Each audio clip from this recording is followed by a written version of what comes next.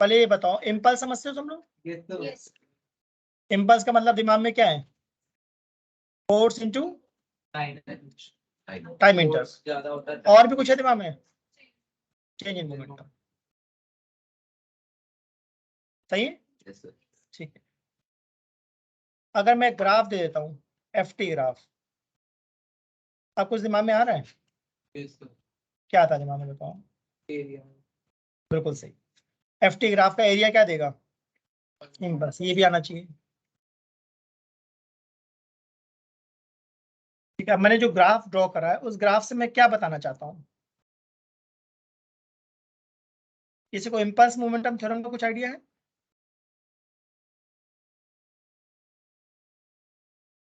तुम लोगों को आता है, बस पहचानना है। इम्पल्स मोमेंटम थ्योरम, ये थ्योरम कहती है कि अगर तुम टाइम क्या कर दोगे ज्यादा, तो फोर्स क्या हो जाएगा? कम। टाइम कम कर दोगे तो फोर्स ज्यादा, फॉर गिवन इम्पल्स। इस ग्राफ में ध्यान से देखो, मैंने क्या बनाया? क्या F1 लार्ज है, टाइम स्मॉल है? F2 कैसा कर दिया है? स्मॉल, तो टाइम क्या हो गया? लार्ज। ठीक है, तो इम्पल्स मोमेंटम थ्योरम क्या कहती है? For given impulse, more time means small force, small time means large force.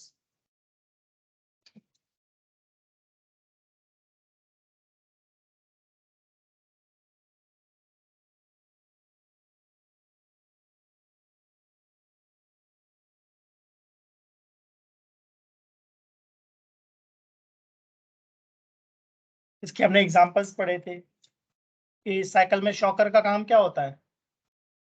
Time को बढ़ा देना, जिससे जर्क, और सर जब बॉल कैच करते हैं जर्क कम हो जाता है। जब बॉल कैच करते हैं तो हाथ पीछे करते हैं, हाथ पीछे करने से क्या होगा? टाइम बढ़ जाता है, तो फोर्स कम लगता है, तो हाथ पे चोट कम लगती है। ट्रेन की जो बोगीज होती हैं, उन बोगीज के बीच में हम बफर लगाते हैं, मतलब शॉकर टाइप की चीज लगाते हैं कि जब इंजन ब्रेक लगाता है तो बोगीज आपस में टकराती हैं, तो उस बफर का काम क्या होता है? टाइम को बढ़ा देना, फोर्स को कम कर देना। क्रॉकरी खरीदने जाते हैं तो क्रॉकरी के सामान हमेशा किसमें होते हैं? बबल का बबल रैप होते हैं और थर्माकोल लगा होता है।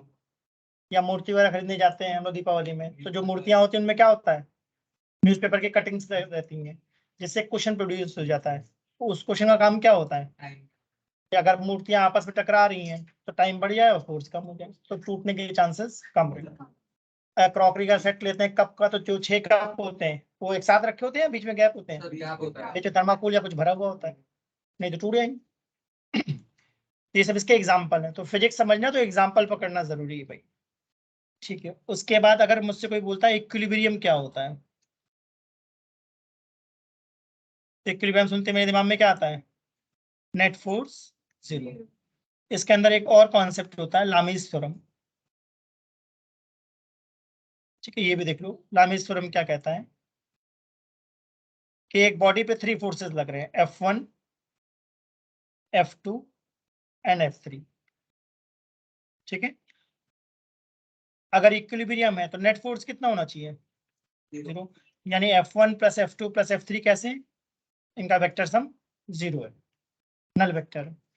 क्या ये तीनों फोर्स एक ही पॉइंट पे लग रहे हैं? तो इसको हम लोग बोलते हैं कॉन्करेंट।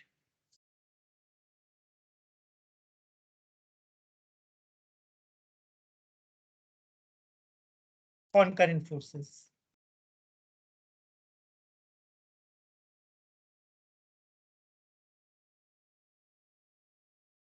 ठीक है, तो लामीज थ्योरम कहती है F1 upon sine alpha should be equal to F2 upon sine beta equal to F3 upon sine gamma.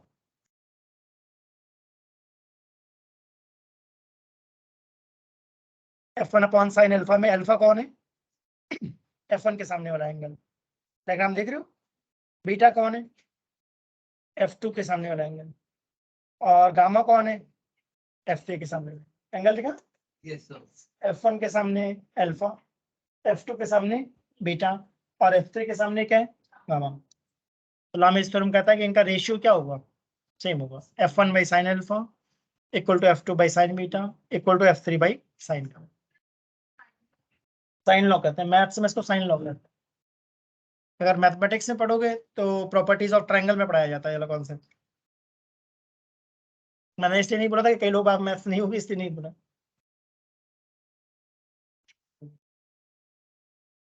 होगा, आएगा आगे। ठीक है, क्लियर है। चलो और आगे देखो। सर ये आपने पहले बताया था नाम उसको नहीं कर सर, एक क्वेश्चन में आया था, एक क्वेश्चन पेपर में आया था सर। आया था ये, सर मेरा वो पेपर है। मतलब ये समझाना चाह रहा हूँ कि मुझे बहुत कुछ पता है क्या, यस सर। बट बहुत कुछ बताने के लिए बहुत सारा टाइम चाहिए। तो मैं धीमे धीमे कोशिश करता रहता हूँ, बताता रहता हूँ, बताता रहता हूँ, बताता रहता हूँ।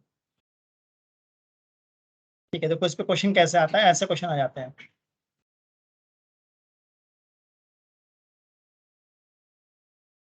मॉड्यूल सॉल्व करो बस। मॉड्यूल में मैंने सब कुछ डाल रखा है क्या ये? क्या सबको T1 टेंशन दिख रहा है? Yes sir. T2 सर ठीक है।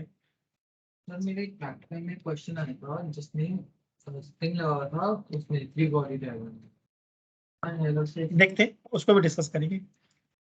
जो स्प्रिंग फोर्स है ना, उसको मैं नॉर्मली वर्क पावर एनर्जी में डिस्कस करता हूँ। तो पहले बताओ T2 कंपोनेंट दिख रहा है तुम लोगों को? T2 cos 30 and T2 sin 30। Suppose इस बॉडी का मास है 10 kg, क्या डाउनवर्ड फोर्स लग रहा है 10 G। Yes sir. लेफ्ट में T1 है, राइट में कौन है? T2 sin 30। सही बात है। Yes sir. अपवर्ड क्या लग रहा है? T2 cos 30। Yes sir. और डाउनवर्ड क्या लग रहा है? 10 G। अगर इन दोनों इक्वेशन को मैं डिवाइड कर दूं तो मुझे लगता है ये बन जाएगा T1 by 10 G equal to tan 30। Yes sir. क्या मेरे पास T1 आ गया? सही बात है। अगर इस T1 को मैं इक्वेशन फर्स्ट में पुट कर दूं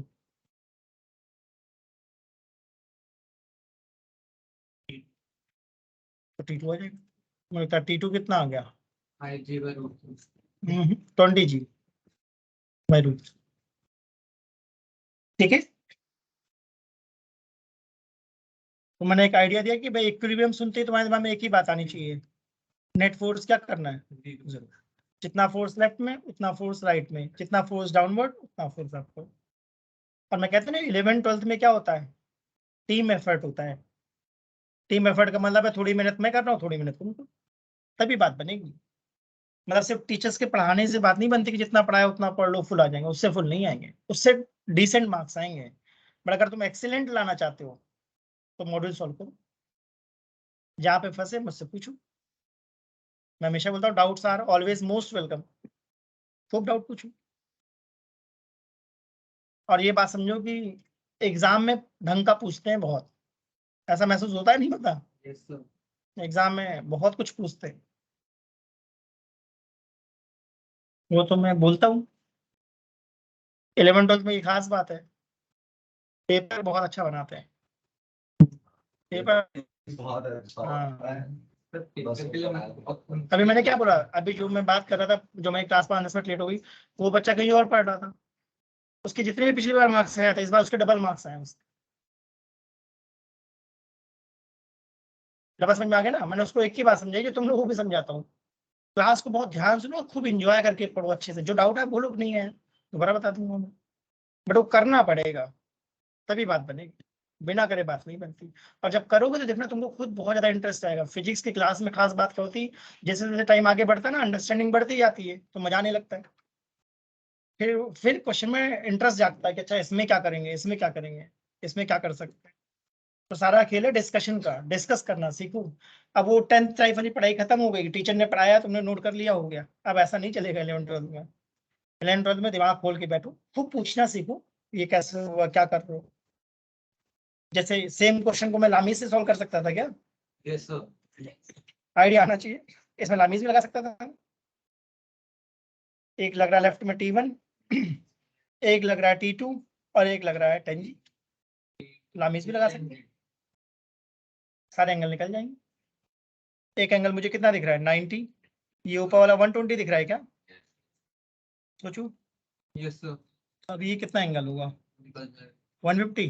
यस सर। यस तो मैं लिखूंगा T1 by sine 150 equal to T2 by sine 90 equal to 10G upon sine 120। इससे भी सॉल्व हो जाएगा। हम कहते हैं आइडिया आना चाहिए।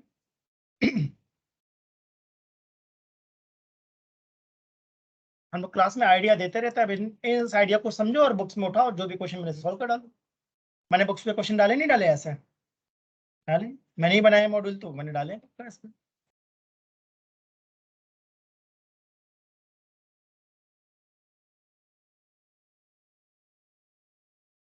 ठीक है, अगर ये क्लियर हो तो आगे बढ़े।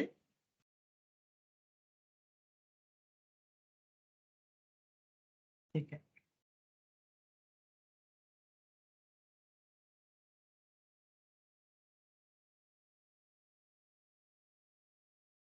अब देखो क्वेश्चन आते हैं क्या इंक्लाइन पिन वाले। Yes sir. तो इसको मैं बोलता हूँ वाटर पार्क प्रॉब्लम। मतलब इसको मैंने वाटर पार्क में नोटिस करा इस बात को।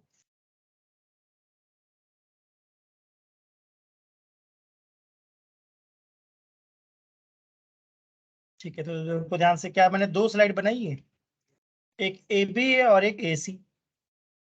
ठीक है, तो ए बी वाले का एंगल मान लिया सपोज 30 डिग्री है और ए सी वाले का 60 डिग्री। तो इसमें कौन सी स्लाइड बच्चों वाली है और कौन सी स्लाइड बड़े लोगों वाली है? 60 डिग्री वाली बड़ वाली है। हाँ, ए सी में बड़े बच्चे जा सकते हैं और ए बी में छोटे बच्चे। तो मैं वाटर पार्क में गया था अपने बेटे के साथ, तो मैंने देखा ये बात, नोटिस कर कि बच्चों वाली स्लाइड का एंगल कम है क्या? Yes sir. ठीक है, अब देखो ध्यान से, मैंने एक ब्लॉक रख दिया इसमें। ठीक है, तो इस ब्लॉक पर mg के कंपोनेंट निकालूंगा, यस सर। mg sin 30 और mg cos 30। अगर किसी को नहीं समझ में आता कैसे कंपोनेंट निकलते हैं तो मैं थोड़ा और एक्सप्लेन करूँ। ठीक है, आता है। अब वाटर पार्क है, इसका मतलब इस स्लाइड पे वाटर पड़ा हुआ है, तो फ्रिक्शन बहुत ज्यादा होगा या नेग्लिजिबल? तो हम इसको सरफेस मान लेते हैं, ठीक है ना। ठीक है, तो for A B downward force कितना है? mg sin 30। Yes sir. और अपवर्ड फ्रिक्शन कितना है? 0 इक्वल टू ma। तो क्या एक्सेलरेशन आ गया g sin 30? सही है।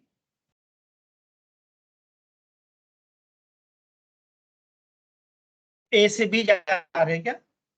Yes sir. तो कुछ एक्सेलरेट हो रहे नहीं हो रहे? वो मैंने एक्सेलरेशन निकाला। अगर नहीं क्लियर है तो बोला करो, नहीं है मैं और एक्सप्लेन कर दूंगा। ये वाली क्वेश्चन मैंने, हाँ, स्मॉल एम को देखा। अब स्मॉल एम किस तरफ जा रहा है? ए टू बी। तो ए टू बी कौन सा फोर्स है? डायग्राम में दिखाया मैंने, mg sin 30 downward A to B. सही, फ्रिक्शन नहीं है इसे 0। न्यूटन कहता है नेट फोर्स हमेशा किसके इक्वल होता है? एम से कट गया। इसका मतलब ये एक्सेलरेशन मास पे डिपेंड नहीं करता। तो चाहे 10 kg का बच्चा हो चाहे 30 kg का हो, कोई दिक्कत नहीं, दोनों का एक्सेलरेशन सेम होगा। ठीक, अब मैं जानना चाहता हूँ एक और ब्लॉक है, उसको मैंने कहाँ सेलेक्ट करवाया? ए टू सी। तो एक ए टू बी जा रहा है, एक ए टू सी जा रहा है।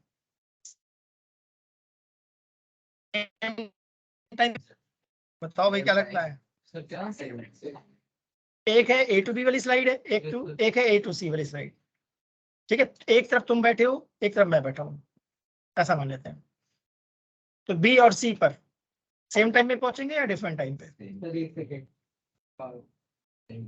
लगता है क्या, निकाल के तो मैं दिखाता हूँ, लगता है क्या है पहले कौन पहुंचेगा? सर एसी वाला। एसी वाला मुझे लगता है सही है। किसकी स्पीड ज्यादा होगी, बी वाले की या सी वाले की? सर सी वाले की होगी। ए से बी वाले, ए से सी वाले की होगी। ए तो सी। बताओ भाई, लगता है सेम स्पीड हो जाए, मुझे तो लगता है सेम होगी। चलो करते हैं चेक, समझ में आया ना? दो बातें हम चेक कर रहे हैं, कौन पहले पहुंचेगा और कौन तेज पहुंचेगा। तो मुझे लगता है दोनों की स्पीड क्या होगी? सेम हो जाएगी। बट पहुंचेगा पहले ए टू सी वाला। चेक करते हैं इसको। ठीक है, तो देखो मैं लिखना चाहता हूँ s equal to u t plus half a t square. ठीक है, एस मतलब ए टू बी की बात चल रही है अभी, राइट? यू कितना है? 0। ए कितना आया था हमारा 5, टाइम को t1 कह दूं, ठीक है ठीक है। सबको एडी दिख रहा है डायग्राम में, एडी, एडी की हाइट मैंने कितनी मान ली है h, ठीक। तो क्या मैं साइन 30 को कह सकता हूँ h बाई ए बी, ध्यान से देखो ट्रेंगल, साइन 30 को मैंने लिखा है h by A D, yes sir. तो ए बी कितना आ गया 2h,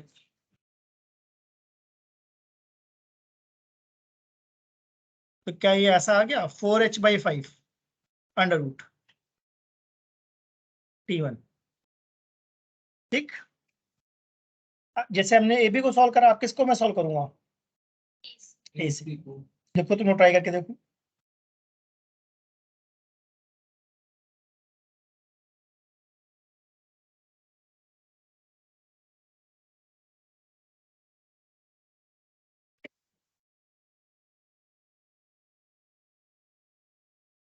सर ये आ जाएगा 5√3 मीटर पर। अब इस बार कंपोनेंट क्या दिख रहा है mg sin 60 और mg cos 60, तो हमारे लिए काम का कंपोनेंट कौन सा है mg sin 60 फ्रैक्शन है नहीं, इक्वल टू ma, तो ये आ जाएगा तो एक्सप्रेशन आना चाहिए g√3/2,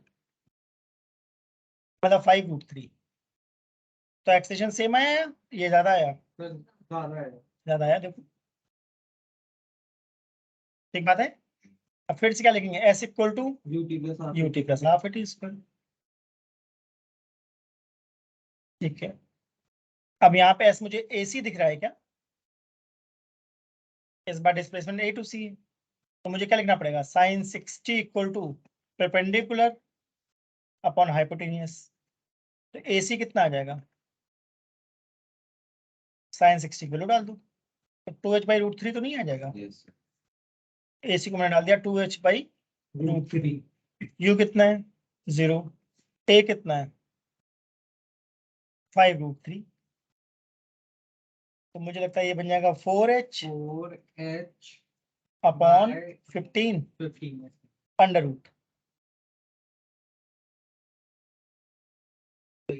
तो T1 भी हमने कैलकुलेट कर लिया, T2 भी कैलकुलेट कर लिया, सेम तो नहीं आया, देखा सबको डिफरेंट है, ज्यादा कौन है T2 या T1, नोटिस करा, इसका मतलब पहले कौन आएगा T2, मतलब AC, ठीक है। तो AB और AC को अगर नोटिस करो तो क्या AC का एंगल ज्यादा है 60 डिग्री, इसको हम लोग फिजिक्स की लैंग्वेज में बोलते हैं स्टीपर है, तो दो स्लाइड है, एक 30 डिग्री पर और एक 60 डिग्री पर, तो 60 डिग्री वाली स्लाइड स्टीप है, इसका मतलब उस पर अगर फिसलोगे तो बहुत तेजी से जाओगे, एक्सेलरेशन ज्यादा होगा, इससे जल्दी पहुंच जाओगे। अब अगर मैं एक स्लाइड बना दूं 80 डिग्री पर,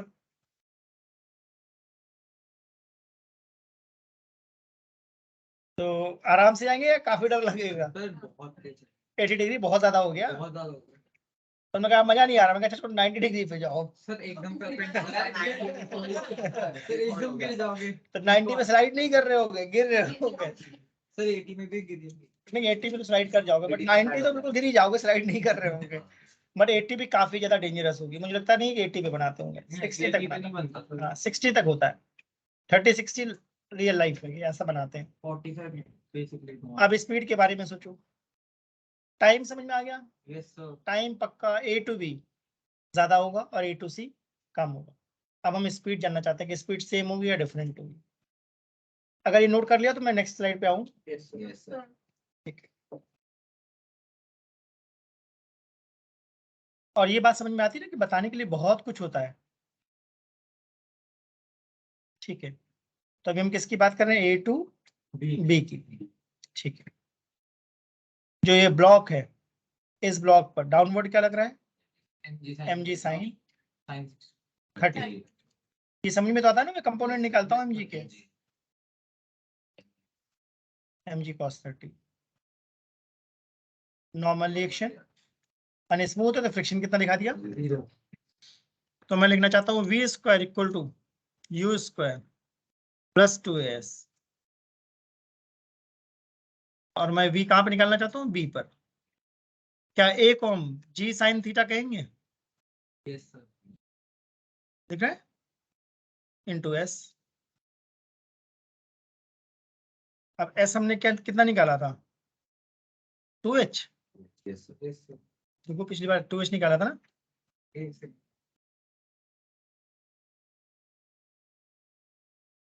सही है। Yes. तो मुझे लगता है ये कितना आ गया? 2gh। रूट है तो इसको हटा दूं। सही है।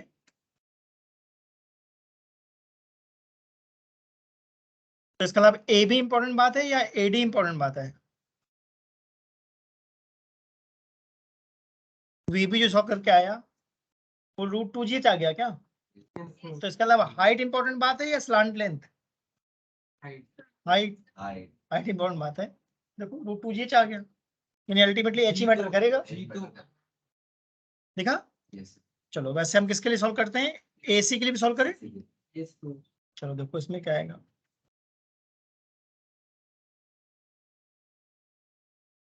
फिर से लिखेंगे v square equal to u square VC. Plus 2as। इस बार वीसी लिखेंगे। यू 0 है, ए को क्या डालना चाहिए? जी साइन 60, और साइन 60 को मैं लिखूंगा 2H. परपेंडिकुलर अपॉन हाइपोटेनियस, है ना? तो जो हमारा एस है एक्चुअली वो एसी है क्या? Yes, sir. जो कैलकुलेट करके कितना आया था? 2h/√3। साइन 60 कितना होता है? √3/2। √3 से √3 गया, 2 से 2 गया, 2H. तो वीसी कितना आ गया? तो देखा मैं क्या बोलना चाह रहा हूँ? सेम। इसका मतलब इन दोनों बातों से हमने क्या सीखा? स्पीड सेम होगी, वीपी इक्वल टू वीसी। चाहे ए टू बी जाओ चाहे ए टू सी जाओ, स्पीड सेम होगी, बस टाइम अलग होगा। जितना कम टाइम होगा उतना ज्यादा डर लगेगा। सही बात बोली मैंने? जितना ज्यादा टाइम लगेगा जितना ज्यादा टाइम उतना मतलब बहुत स्लो है, इसलिए वो बच्चों वाली स्लाइड है। एक बात बोली? ठीक है, तो इस क्वेश्चन से सीखने में ये मिलता है कि इंक्लाइन प्लेन है, दो इंक्लाइन प्लेन है, तो इंक्लाइन प्लेन का एंगल इंपॉर्टेंट बात है टाइम के लिए। जिसका एंगल ज्यादा होगा उसका टाइम कम होगा, बट स्पीड पे फर्क नहीं पड़ता। हाइट इंपॉर्टेंट बात है, हाइट इंपॉर्टेंट बात है। ए बी और एसी के लेंथ इंपॉर्टेंट नहीं है। ठीक बात है। चलो आगे बढ़ते हैं। उसके बाद देखो, क्या हमने फ्रिक्शन की बात करी थी? तो ध्यान से देखना, क्या हमने ऐसा कुछ पढ़ा है friction is mu s N? Yes, sir. ठीक है, और ये डिसाइडिंग फैक्टर होता है Static friction. Limiting friction. L लिखा है, Static. एफ एल का मतलब लिमिटिंग कह रहा हूँ क्या? मैक्सिमम स्टैटिक, इसको मैं बोलता हूँ लिमिटिंग, मतलब ये डिसाइडिंग फैक्टर होता है। ठीक है, मैं एक क्वेश्चन करा दूंगा, अभी आइडिया लग जाएगा। अगर बॉडी रेस्ट पर है तो कौन सा फ्रिक्शन लगेगा? स्टैटिक। और मोशन में है तब? तो काइनेटिक का फॉर्मूला क्या था? न्यू के है।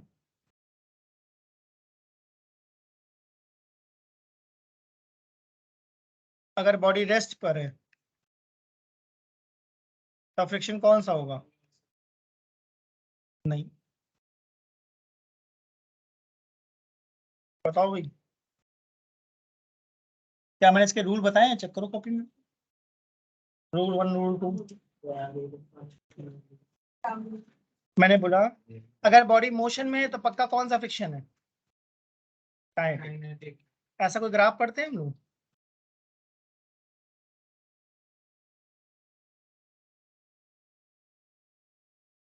तो अगर बॉडी मोशन में फिर तो पक्का कौन सा फ्रिक्शन होता है? काइनेटिक। बट अगर बॉडी रेस्ट पर है तो म्यूएसएन नहीं होता। कोई बात तो समझना है, तब होता है स्टैटिक फ्रिक्शन। और स्टैटिक फ्रिक्शन कोई फॉर्मूला नहीं है। स्टैटिक फ्रिक्शन तो हमेशा किसके इक्वल होता है? एक्सटर्नल फोर्स के। देखो, जिसको मैं बोलता हूँ सेल्फ एडजस्टिंग है। सेल्फ एडजस्टिंग अगर एक्सटर्नल के इक्वल या कम हुआ तो वो एक्सटर्नल के बराबर चलेगा। बस तो ये मैं बोल रहा हूँ, स्टैटिक का कोई फॉर्मूला नहीं है। स्टैटिक कॉन्सेप्ट है कि स्टैटिक फ्रिक्शन कैसा होता है, सेल्फ रिएस्टिंग, और स्टैटिक फ्रिक्शन हमेशा किसके इक्वल होगा, एक्सटर्नल एक्सटर्नल फोर्स के। फिर निकालना पड़ेगा, फिर एक्सटर्नल निकालना पड़ेगा। अगर ज्यादा हुआ तो यूपीआई, नहीं होगा तो एक्सटर्नल के बराबर होगा।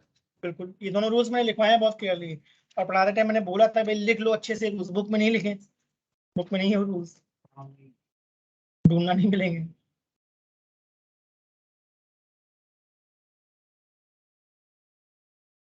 तो 11th 12th में खुद से पढ़ करके बहुत सारी बातें समझ में आ जाती है या नहीं आती, खुद से अगर टीचर ने पढ़ा दिया उसके बाद अगर कोई चीज करो तो अंडरस्टैंडिंग कम होगी या बहुत ज्यादा हो जाती है। पर अगर किसी ने पढ़ाया नहीं, तुम खुद से पढ़ रहे हो तो आ जाएगी, बहुत टाइम लगेगा और बहुत कम रास्ते होगा। क्लास में भी तो सिंक्रोन कर दिया।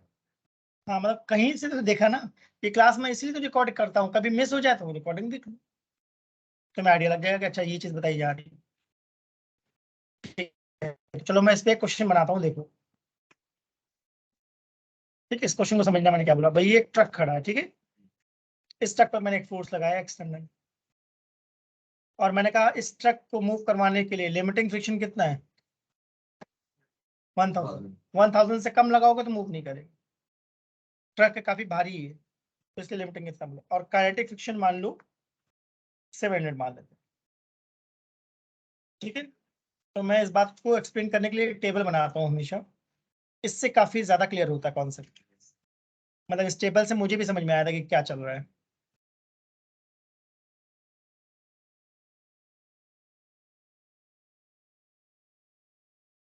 एफ एक्सटर्नल,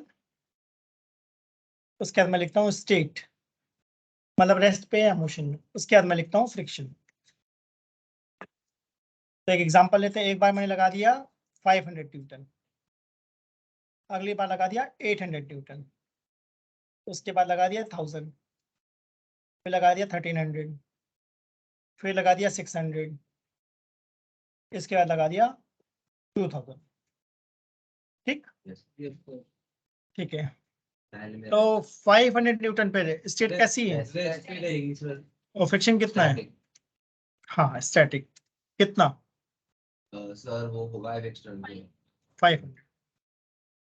ठीक है, अगर रूल क्लियर नहीं तो मैं लिख देता हूँ, रूल फिर से लिख रहा हूँ, ध्यान से लिखना। दो पॉसिबिलिटी, या तो एक्सटर्नल क्या होगा, लिमिटिंग से कम, या फिर एक्सटर्नल लिमिटिंग से ज्यादा। अगर एक्सटर्नल लिमिटिंग से ज्यादा है तब हमेशा कौन सा फ्रिक्शन लगेगा, काइनेटिक। अगर एक्सटर्नल इक्वल टू और लेस देन एफएल है तो लगेगा स्टैटिक, और स्टैटिक का फॉर्मूला मैंने क्या बोला है, F external.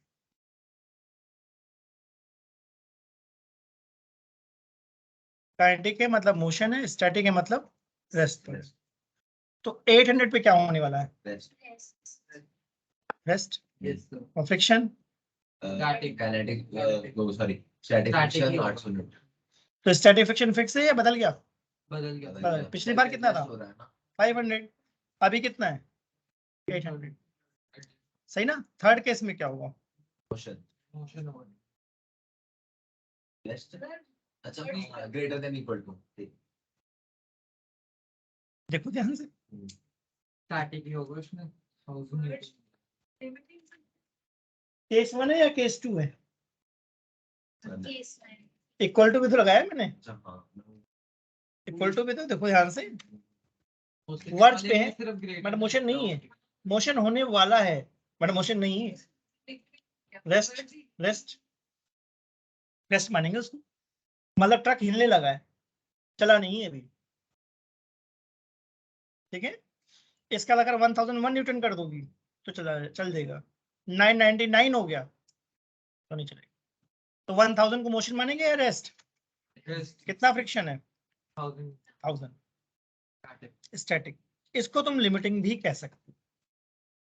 Actually limiting friction maximum, static friction की मैक्सिमम वैल्यू है क्या, और मैंने बोला लिमिटिंग का मेन काम क्या है, डिसाइड करना कि मूव करेगा या नहीं।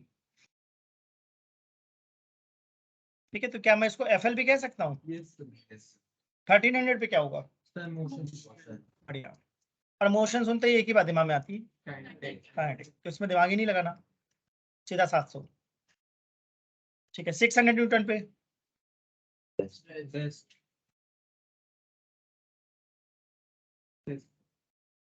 Newton. Static. स्टैटिक लगेगा ना, Yes, yes. 600। 2000 पे Kinetic motion. मोशन तो काइनेटिक।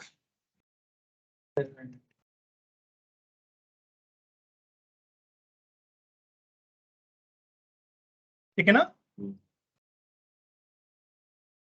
तायो भी समझ में आता है अच्छे से। ठीक है ना, तो ये फ्रिक्शन वाली बात समझना बहुत जरूरी है। ये क्लियर हो तो आगे बढ़े, Yes, sir.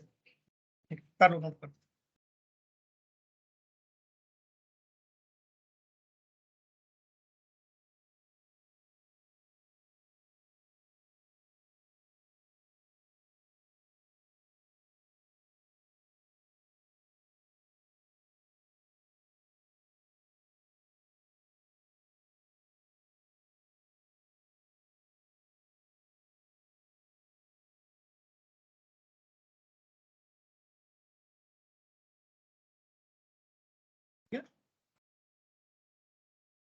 ठीक है, फिर हमने कुछ ऐसा पढ़ा है, it is easy to pull then push. Yes, sir.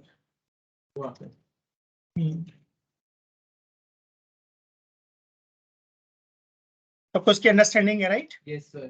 ठीक है, it is easy to pull then push a lawn roller.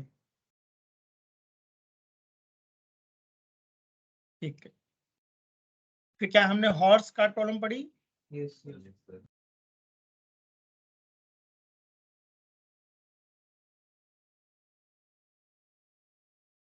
ठीक है, उसके बाद क्या हमने कुछ डेथ वेल के बारे में पढ़ा था, Yes, sir. Yes, sir. और इसमें भी हमने दो केस पढ़े थे, Cylindrical or सिलेंड्रिकल और स्फेरिकल। spherical. स्फेरिकल में हमने पढ़ा था कि हाईएस्ट पॉइंट पे मिनिमम वेलोसिटी कितनी होनी चाहिए, किसी को याद है? नोट यार देख लो। और सिलेंड्रिकल वाले केस में हमने पढ़ा था कि अगर एक बाइक सिलेंडर में से मूव कर रही है तो बाइक का वेट कहाँ है, डाउनवर्ड, फ्रिक्शन कहाँ है, अपवर्ड। बाइक पुश कर रही है वॉल को, तो वॉल एक फोर्स लगा रहा है, नॉर्मल रिएक्शन। Centripetal force. सही, तो इस केस में इंपॉर्टेंट बात है कि नॉर्मल रिएक्शन क्या बनेगा, और एमजी और फ्रिक्शन में सेफ्टी के लिए हम चाहते हैं कि फ्रिक्शन क्या हो, ज्यादा। अगर ये कॉन्सेप्ट पता है तो क्वेश्चन बन जाता है। ये कॉन्सेप्ट पता होना चाहिए, कैसे सोचना है इसके बारे में।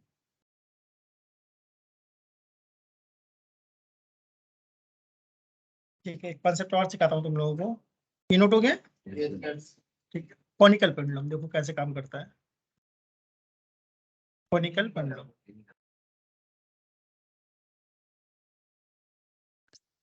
देखते हैं कॉनिकल पेंडुलम क्या होता है। सिंपल पेंडुलम समझते हो? Yes, sir.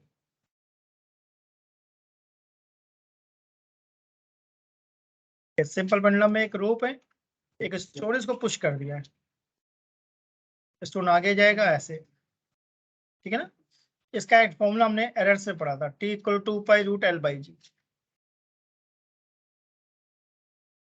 एरर वाले तरीके में किसी को याद हो तो सिंपल पेंडुलम का मतलब क्या है, एक हमारे पास रोप है, एक स्टोन है, इसको बॉब कहते हैं, इसको पुश कर दिया, स्विंग झूला है क्या, आगे पीछे घूम रहा है। Yes, sir. अब कॉनिकल पेंडुलम में थोड़ा सा मैंने चेंज कर दिया, ध्यान देना, थोड़ा 3D फिगर, इसलिए ध्यान से देखना।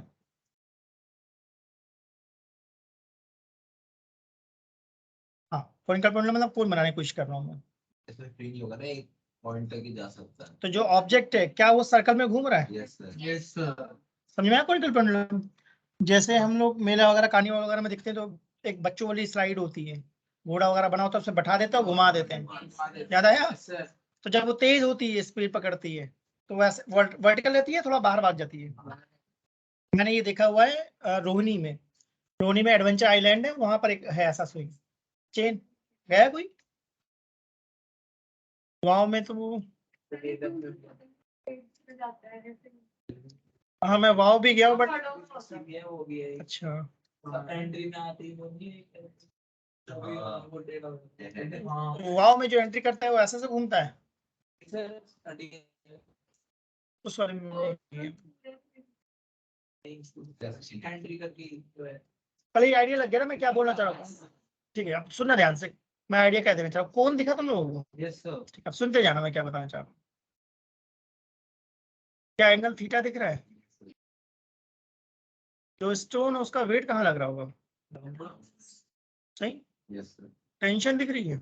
यस सर अब मुझे डाउट आ रहा है टेंशन के कंपोनेंट निकालूं या एमजी के? एक second sir MG sir tension के निकालेंगे टेंशन के निकालेंगे, बढ़िया। कैसे पहचाना?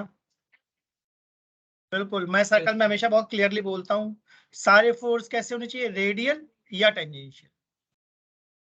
ठीक है, तो इसका मतलब ये वाइजली डिसाइड करना था कि यहाँ पर टेंशन के दो कंपोनेंट है, T cos theta and.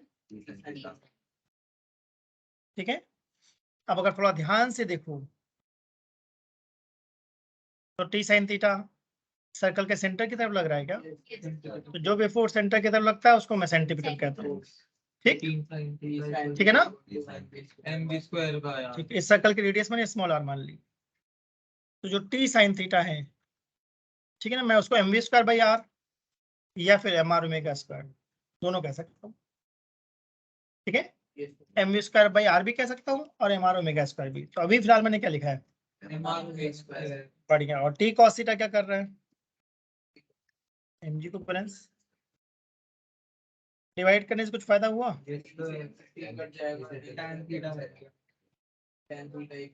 tan theta equal to r r omega square by g सही, सही। यस सर ठीक है, तो ओमेगा कितना आ जाएगा? जी tan थीटा बाय आर का अंडर रूट। और मैंने एक फॉर्मूला पढ़ाया था 2 पाई बाई टी, तो मैंने टी के साथ एक छोटा सा पी लिख दिया है, मतलब टाइम पीरियड कहना चाह रहा हूँ। दिख रहा है सबको? तो टाइम पीरियड का फॉर्मूला हमारे पास क्या बन गया? 2 pi under root small r by g tan theta.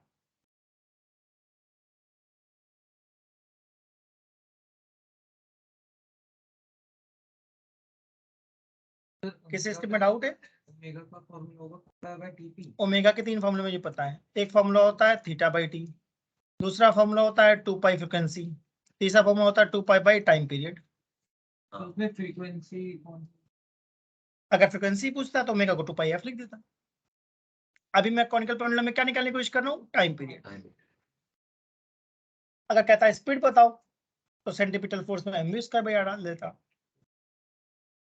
इसका मतलब पेंडुलम वाले क्वेश्चन में क्या पूछता है?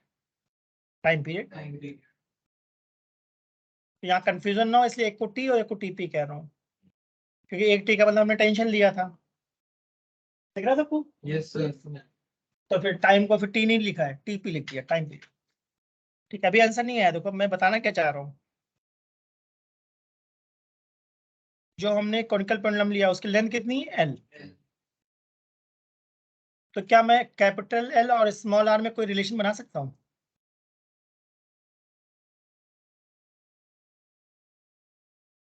क्या साइन थीटा को small r by capital L कह सकता हूँ? तो इसका मतलब मैं स्मॉल आर को रिप्लेस करना चाहता हूँ किससे? एल साइन थीटा से। तो टीपी क्या बन जाएगा? 2 पाई रूट आर को क्या लिख दिया? अपॉन tan थीटा क्या लिख दिया? Sine theta by cos theta.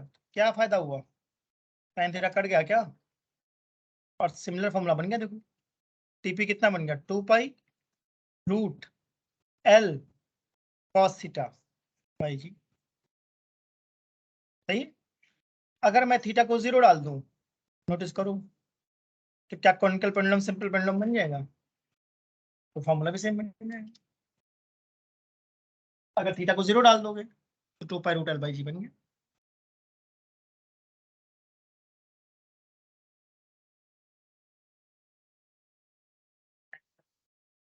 Zero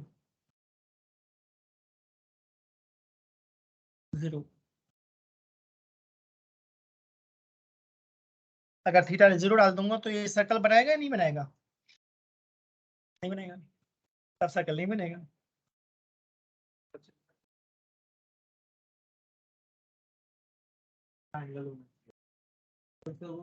conical pendulum का मतलब ये विजुअलाइज करना बहुत इंपॉर्टेंट बात है, थीटा क्या है। थीटा पे डिपेंड करेगा। हाँ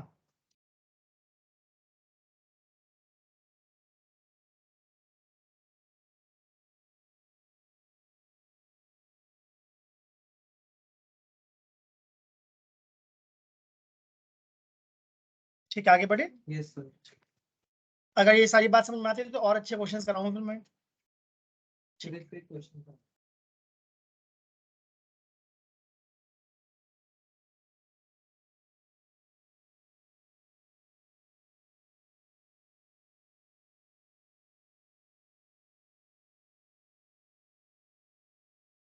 एक क्वेश्चन मेरे दिमाग में आ रहा, देखो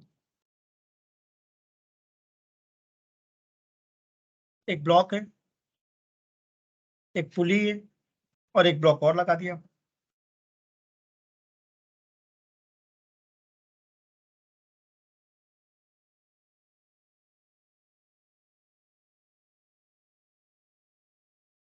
क्या सबको टेंशन दिख रहा है? Yes sir.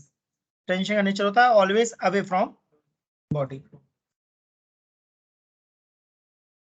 2 kg का ब्लॉक किधर जाना चाहता है? राइट साइड में। Yes sir. तो फ्रिक्शन कहाँ लगेगा? ठीक।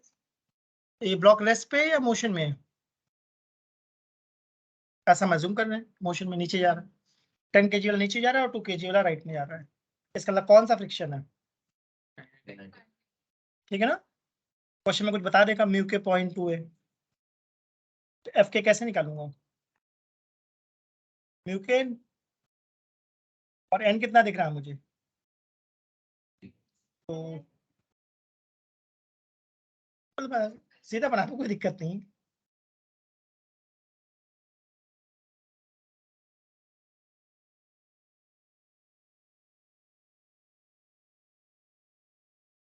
अब ठीक है।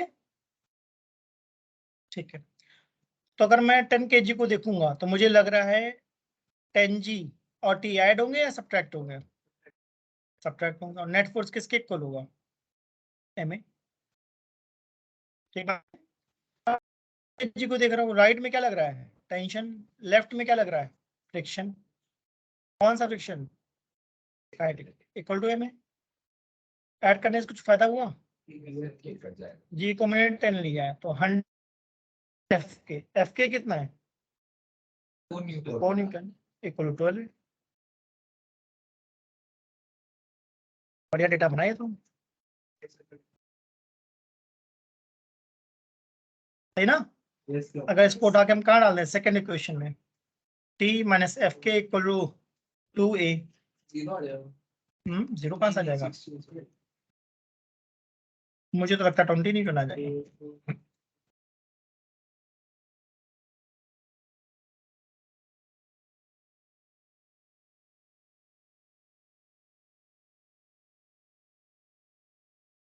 16 plus 4 ठीक है, तो बहुत ही इंपॉर्टेंट बात है, कॉन्सेप्ट दिमाग में आना चाहिए भाई, इसको सॉल्व कैसे करना है। जितना ज्यादा क्वेश्चन सॉल्व करो उतना फायदा मिलेगा। उसका सिंपल सा रूल है, बुक उठाओ, मॉड्यूल सॉल्व करो, उससे ही तुमको आइडिया मिलना शुरू होगा। ठीक, क्लियर हुआ?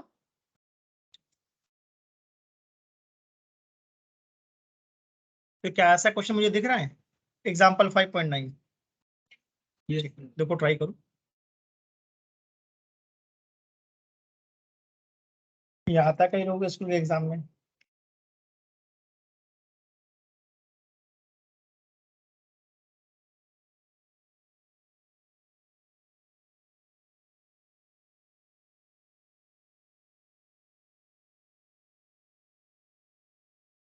और सब लोग कर करके ही सीखते हैं, तो अपना कंपैरिजन दूसरों से मत करो कि दूसरे जल्दी करते हैं लेट। तुम देखो तुम्हारी जो स्पीड है बस अपनी स्पीड में काम करते रहो, धीमे धीमे धीमे स्पीड बढ़ती ही चली जाएगी, बट काम करते रहो, छोड़ो नहीं। 5.9 ट्राई करना।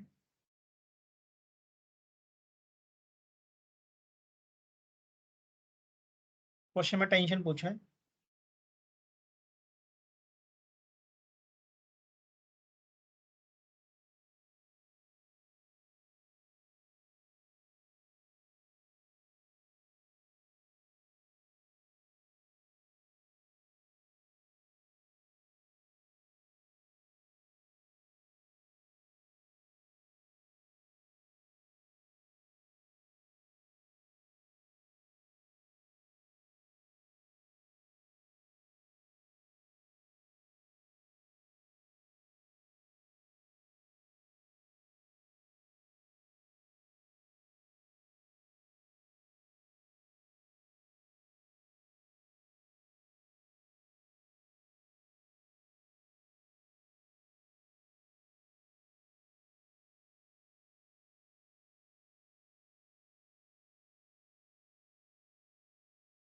हमने क्वेश्चन बना ली। तो 3 kg की क्वेश्चन क्या बनी बताओ? 3G minus 3G minus T equal to 3A। 3A। Perfect. अब 20 kg की क्वेश्चन क्या बनाई?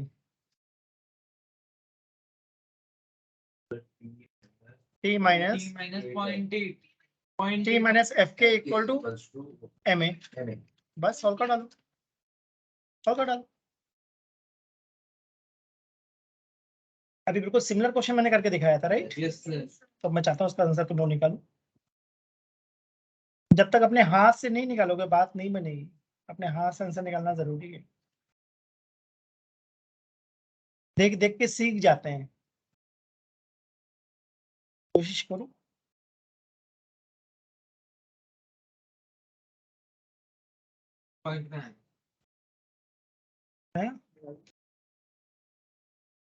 क्वेश्चन में निकालना था टेंशन। तो ऐड करने में फायदा है या डिवाइड करने में? डिवाइड करने में हमारा स्टेप थोड़े से बच जाएंगे। ऐड करके भी कर सकते हो, नो प्रॉब्लम। ऐड करके पहले एक्सेलेरेशन निकालोगे फिर टेंशन निकालोगे। हमारे क्वेश्चन में एक्सेलेरेशन और टेंशन दोनों पूछा है या सिर्फ टेंशन पूछा है? तो डिवाइड करने से फायदा मिल जाएगा।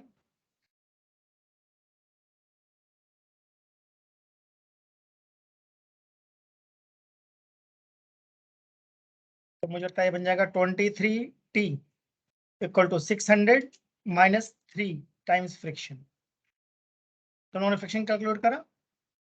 Mu k N, mu k N. तो म्यू के था 0.04 और एन था 20G। 8, हाँ परफेक्ट सही कह रहे हो। तो यहाँ 8 डाल दूंगा। 8 3 सा 24, 576 बाई 23। देखो तुम लोग कितना आ रहा है। हो रही है? ठीक, ये भी सही है। बात दोनों तरीके से है, जिसके दिमाग में जो आ जाए। ऐड करके एक्सेशन निकाल के पुट कर दो, वो भी सही है।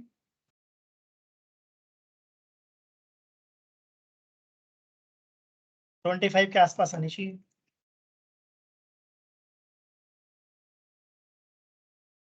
चेक करें बुक में क्या दिया है। तुम लोग सॉल्व करो, मैं देखता हूँ।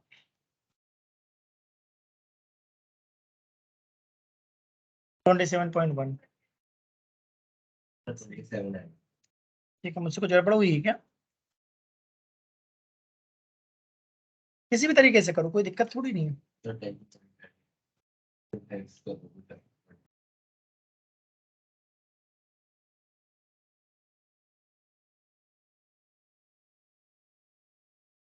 8 3 सा 24,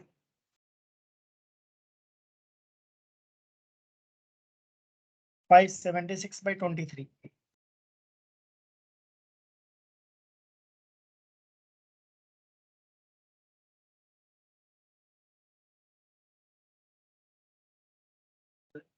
हाँ 27 पॉइंट कुछ दिया है, 27.1।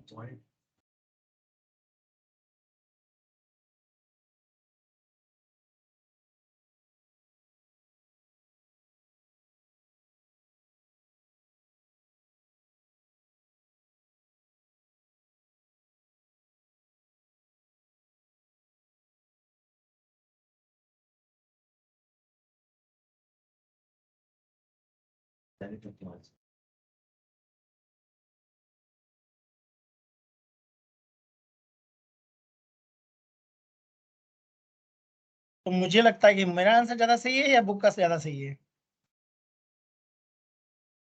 बताओ भाई।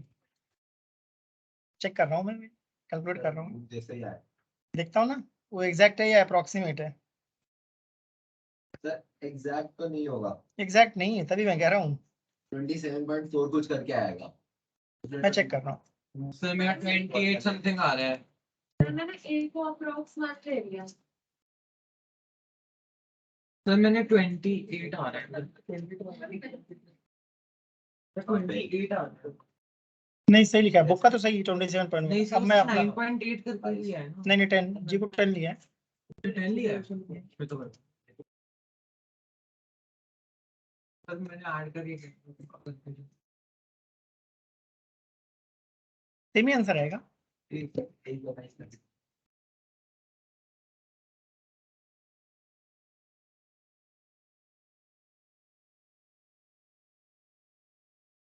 अच्छा मुझे दिख गया, मुझे माइनस नहीं प्लस लिखना चाहिए था, -3 तो मुझसे मिस्टेक भी थी।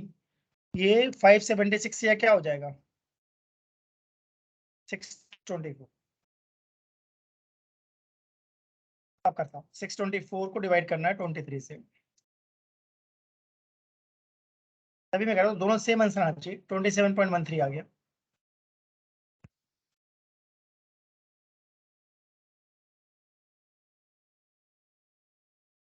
सेम आंसर आना चाहिए। मैंने कहा नहीं किसी भी तरीके से सॉल्व करो आंसर सेम आना चाहिए। अगर आंसर सेम नहीं आ रहा तो यानी सर 27.15 कुछ कैलकुलेशन में गड़बड़ हो गई थी। तो गड़बड़ मैंने ढूंढी तो दिखी। जो -3f था लेफ्ट में जाकर क्या हो जाएगा +3f हो जाएगा क्या? ठीक है, ये क्लियर हुआ? सबको क्वेश्चन समझ में आ रहा है किस तरीके से सोचना है? यस ठीक है,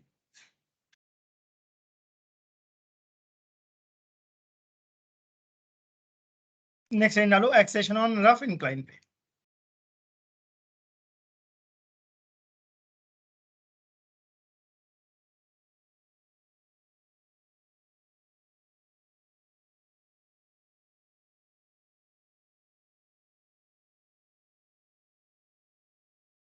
ठीक है, तो अब ध्यान देना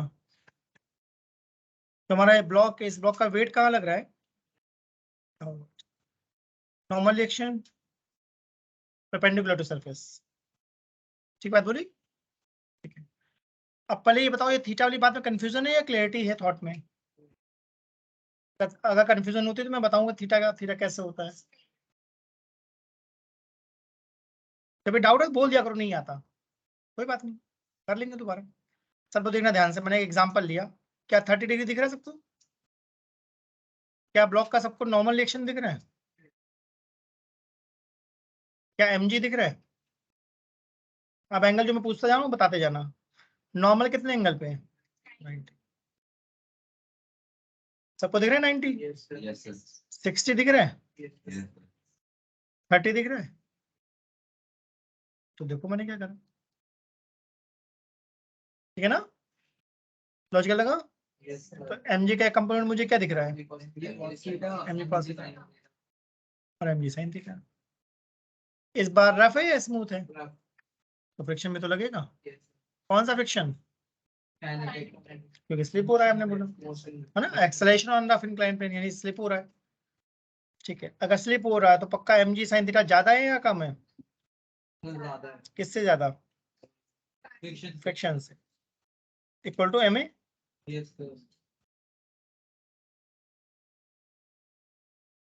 f के को क्या लिखेंगे? म्यूकेन। अगर डायग्राम में ध्यान से देखें तो n mg के इक्वल है या mg cos थीटा? ठीक है ना, तो मैं इसको रिप्लेस कर देता हूँ। n को मैंने डाल दिया mg। तो एक काम की बात क्या दिखी, m कैंसिल हो जाएगा। इसका मतलब एक्सेशन मास पे डिपेंड नहीं कर रहा। लॉजिकल लगा? जी कॉमन ले लिया तो क्या बन गया?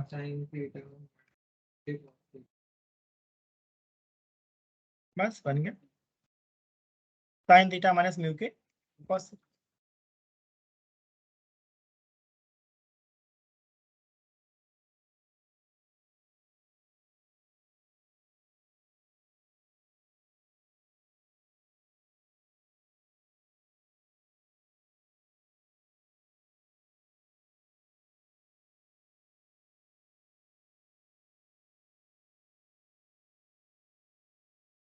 तो ये ब्लॉक नीचे आ रहा है तो एक्सेलरेट हो रहा है। आप उल्टा भी कर सकते हैं क्या, कि रफ इंक्लाइन प्लेन में ऊपर की तरफ थ्रो कर दूं? उसमें से फ्रिक्शन ज्यादा हो जाए। देखते हैं, पहले ये बात समझ में आई ना? ठीक है, तो इसको नोट करो फिर आगे बढ़ते हैं। इसके अंदर बहुत सारी पॉसिबिलिटीज बनती रहती हैं।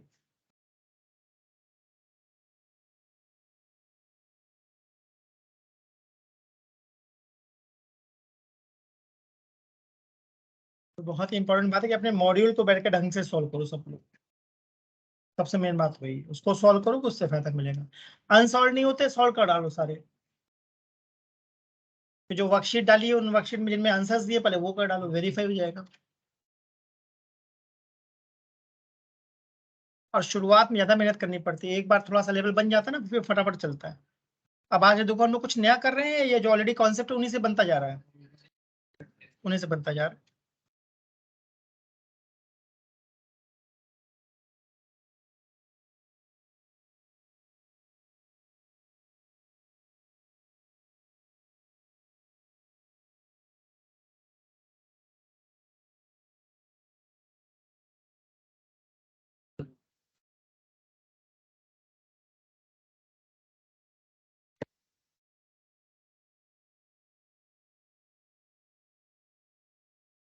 ठीक है, चलो अब लिखो रिटार्डेशन ऑन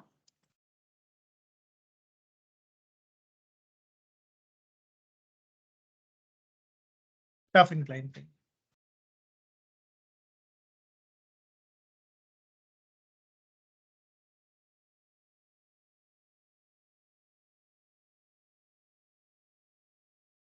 और ये बात महसूस होती है कि 10th से 11th में काफी ज्यादा ट्रांजिशन आता है स्टडीज में, काफी ज्यादा जंप है।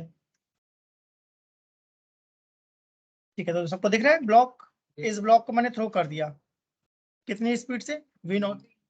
अगर ये सरफेस रफ है तो धीमे धीमे ये रिटार्ड होता जा रहा है क्या, यस सर। पढ़िए ये बात बोली। ठीक है, तो मैं जानना चाहता हूँ इस ब्लॉक का जो mg है उसके दो कंपोनेंट दिख रहे हैं।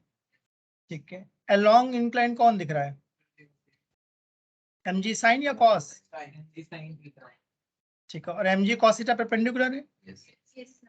ठीक है, नॉर्मल किसके इक्वल है, सही बात है। क्या ये ब्लॉक अपवर्ड जा रहा है, तो वेलोसिटी सेम है, ज्यादा हो रही है या कम होती जा रही है, ठीक है ना। तो मैंने कोई इंटरमीडिएट स्टेज दिखाई है जहाँ वेलोसिटी है बट कम हो गई है। अगर फाइनल स्टेज दिखाऊंगा तो हो सकता है रेस्ट पे आ जाए। तो मैं जानना चाहता हूँ फ्रिक्शन किधर लग रहा है, सर नीचे लगेगा। बढ़िया, लॉजिकल लगा। ब्लॉक अपवर्ड जा रहा है तो फ्रिक्शन डाउनवर्ड लगेगा, कौन सा फ्रिक्शन, काइनेटिक। ठीक बोला। अम्मी का बेटा थोड़ा इधर बैठो, तुम दिख नहीं रही, इधर या तो इधर बैठो। तो वेलोसिटी अगर ऊपर की तरफ है तो mg sin थीटा और fk नीचे की तरफ लग रहा है, राइट। Yes sir. ठीक है, अब ध्यान से देखना, जो mg sin थीटा है और जो म्यू के है मतलब एफ के, क्या उसको मैं म्यू के एन लिखूंगा, यस सर। क्या ये एम ए के इक्वल होगा, नेट फोर्स को एम ए के इक्वल डाल दिया। और ये वेलोसिटी जिस डायरेक्शन में है उसके अपोजिट लग रहा है क्या, एम जी साइन थीटा और एफ के अपोजिट लगेगा तो रिटार्डेशन। तो ये जो मैं ए लिख रहा हूँ इस ए का मतलब रिटार्डेशन लिखना चाह रहा हूँ मैं।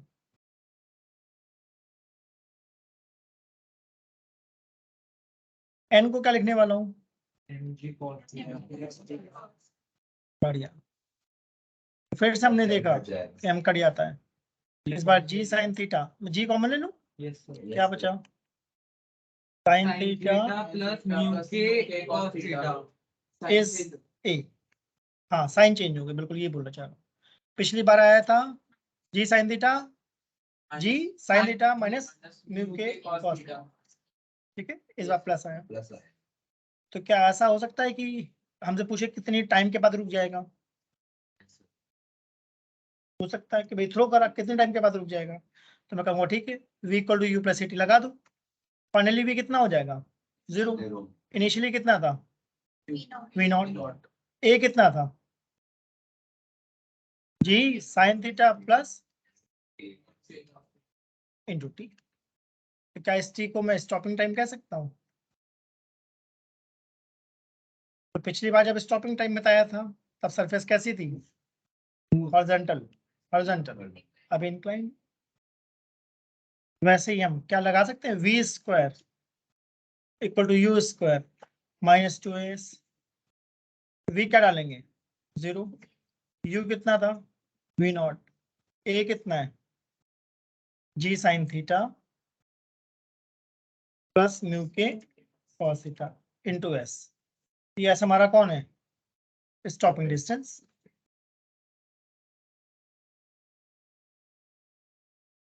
कितना डिस्टेंस चलने के बाद रुक जाएगी,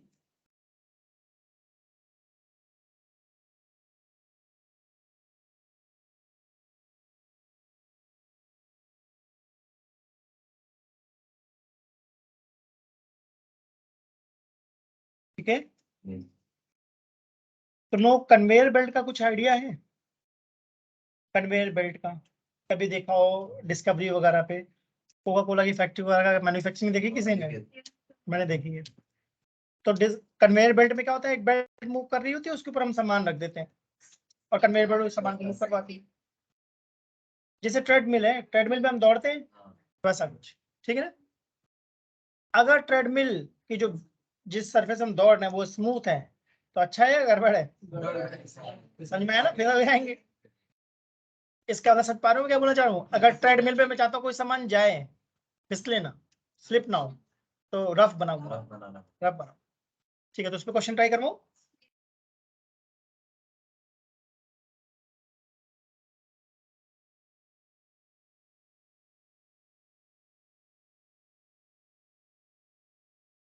कन्वेयर बेल्ट,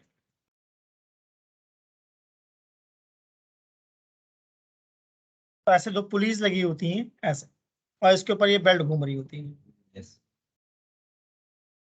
ठीक है, ऐसे। जैसे मेट्रो पे स्केलेटर वगैरह होता है, वो एक्चुअली कन्वेयर बेल्ट की ही फॉर्म है क्या? या एयरपोर्ट पे जाओगे तो वहां पर क्या होता है, कन्वेयर बेल्ट है, हॉरिजॉन्टल प्लेटफॉर्म होती है, तो जिसके पास ज्यादा सामान होता है। टर्मिनल 3 में जब हम जाते हैं तो काफी अंदर है, तो काफी दूर चलना पड़ता है। तो अगर खाली आते हैं तो कोई दिक्कत नहीं, बड़ा का सामान बहुत ज्यादा है या ओल्ड एज पर्सन है तो उनके लिए तो बहुत मुश्किल हो जाता है, तो कन्वेयर बेल्ट पकड़े हो जाते हैं, कन्वेयर बेल्ट ले जाती है, ठीक है। तो मैं ये कहना चाह रहा हूँ कि ये एक ब्लॉक रख दिया मैंने, ठीक है ना, सुनना ध्यान से, इंटरेस्टिंग क्वेश्चन है ये। तो इस ब्लॉक का वेट कितना लग रहा है? नॉर्मल एक्शन, ठीक। अब सुनना ध्यान से, अगर कन्वेयर बेल्ट स्मूथ है और मैंने ब्लॉक रख दिया तो क्या होने वाला है? ब्लॉक वही रहेगा, बस बेल्ट चलती रहेगी। सोचो आराम से, सोचो। टॉम एंड जेरी में दिखाते कारपेट के ऊपर बैठा है, खींच दिया कारपेट, हाँ गिर जाता है क्योंकि कारपेट एक्चुअली स्मूथ नहीं होता ना, थोड़ा रफ होता है। ऐसा ऐसा होता है कि एक डाइनिंग टेबल है, उस पे शीट है, अगर उस शीट को बहुत तेजी से खींचो तो शीट निकल आती है, सामान नहीं गिरता, प्रोवाइडेड शीट स्मूथ हो। स्कूल में कराया था। हाँ तो नहीं होता। या एक एक्टिविटी कराई जाती है, ग्लास है, ग्लास के ऊपर एक कार्डबोर्ड रखा है, उसके ऊपर कॉइन रखा है, अगर कार्डबोर्ड को तेजी से हिट करो तो कार्डबोर्ड निकल जाता है, कॉइन वहीं गिर जाता है। तो कार्डबोर्ड स्मूथ होना चाहिए फिर उस केस में। तो मैंने तुमको आइडिया दिया कि अगर ये कन्वेयर बेल्ट स्मूथ है तो क्या हो रहा है, बेल्ट निकलती जा रही है, ऑब्जेक्ट वहीं रहेगा, ठीक है। ऐसा मैं क्यों बोल रहा हूँ, सुनना, क्योंकि मैं जानना चाहता हूँ अगर ये कन्वेयर बेल्ट रफ है तो क्या ऐसा हो सकता है कि ब्लॉक राइट में चला जाए अगर बेल्ट राइट में जा रही है तो? यस सर, हाँ, यस सर, एयरपोर्ट वगैरह में ऐसा होता है, हम सामान अपना रख देते हैं, वो सामान आगे आ जाता है, ठीक बात बोली मैंने। यस सर, या रेलवे स्टेशन पे जाओ तो कन्वेयर बेल्ट वहां पर भी तो चलती रहती है, यहाँ पर चेक करते हैं, यस सर, देखा रेलवे स्टेशन पे, तो हम सामान रख देते हैं, वो सामान उसके साथ जाता है कन्वेयर बेल्ट के साथ। तो मैं जानना चाहता हूँ अगर ये बेल्ट रफ है और स्मॉल एम को रख दिया है तो क्या ये पॉसिबिलिटी कि स्मॉल एम राइट में चला जाए as per this diagram? Yes sir, block पे फ्रिक्शन किधर लग रहा है?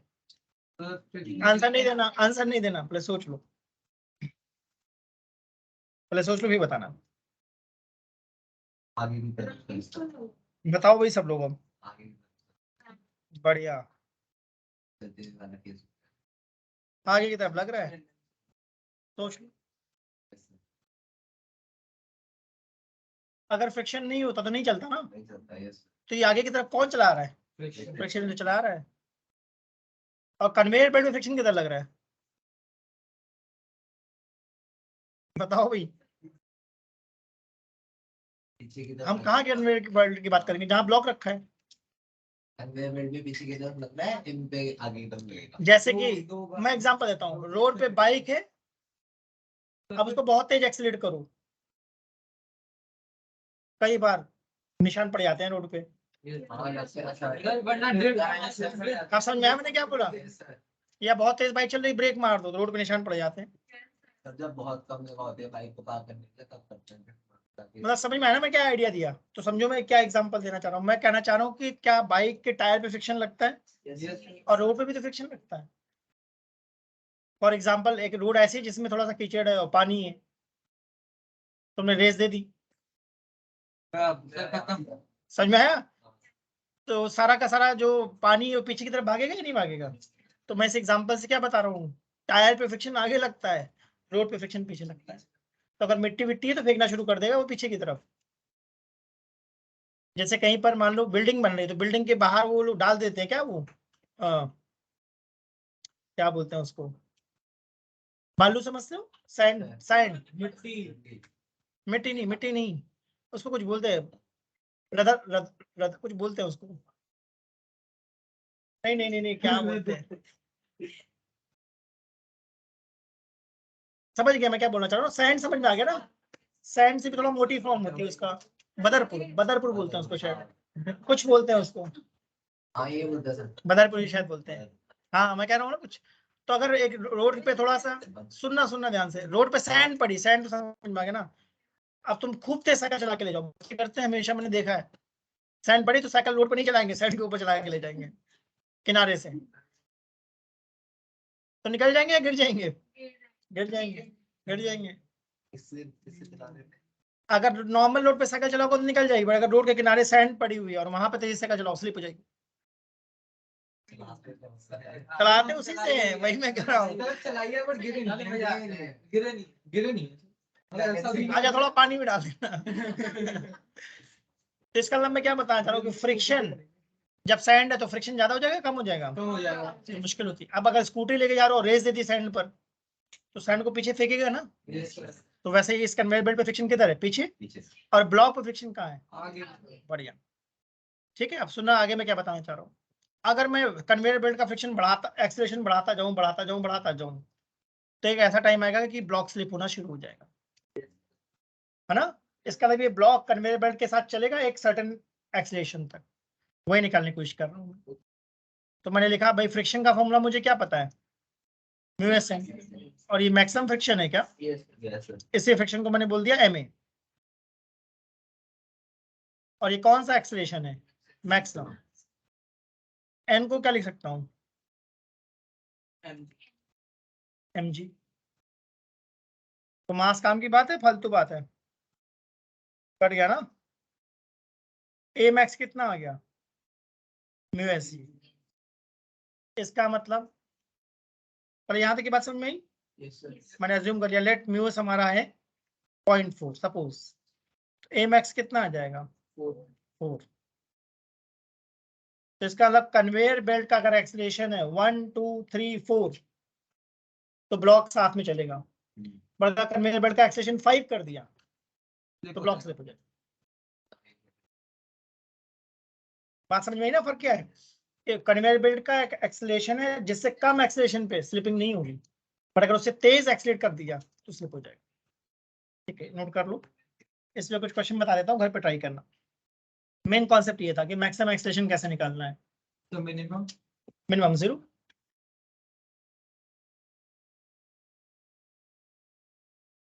चलो देखो, इस पे क्वेश्चन है जो मैं चाहता हूँ तुम लोग घर पे ट्राई करना। एक तो ये मार्क कर लो, एग्जाम्पल 5.7 और 5.8 आसान है, हो जाएंगे आराम से। अब ठीक है ना? अब एक्सरसाइज में मार्क कर लो कौन से ट्राई कर सकते हो।